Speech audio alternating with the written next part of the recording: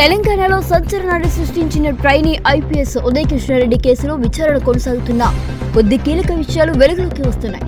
పోలీసుల దర్యాప్తులో ఆయన వ్యక్తిగత జీవితానికి సంబంధించిన పలు అంశాలు బయటపడినట్లు సమాచారం. పోలీసుల ప్రాథమిక విచారణ ప్రకారం ఉదయ్ కృష్ణారెడ్డికి 2014లో వివాహం జరిగింది. అనంతరం మరో మహిళతో సన్నిహిత సంబంధం ఏర్పరచుకున్నట్లు గుర్తించారు. ఆ మహిళ 2023 నుంచి తన భర్తకు దూరంగా ఉన్నట్లు విచారణలో వెల్లడైనట్లు కూడా తెలుస్తోంది. విచారణలో భాగంగా ఉదయ్ కృష్ణారెడ్డి ఆమెను ఉద్యోగం మానేయించి ఐఏఎస్ కోచింగ్ ఇన్స్టిట్యూట్ లో చేర్పించినట్లు పోలీసులు గుర్తించారు. అయితే లివ్ ఇన్ రిలేషన్షిప్ ను తనకు అంగీకరించకపోవడంతో తనపై దాడి చేశాడని సదరు మహిళ పోలీసులకు ఫిర్యాదు చేసినట్లు కూడా సమాచారం. ఇక దర్యాప్తులో భాగంగా పోలీసులు ఉదయ్ కృష్ణారెడ్డి గదిలో నుంచి ల్యాప్టాప్, మొబైల్ ఫోన్, ప్రేమలేఖలు, ఒక కత్తిని స్వాధీనం చేసుకున్నారు. వీటిని ఫోరెన్సిక్ పరీక్షలకు పంపించినట్లు కూడా తెలుస్తోంది.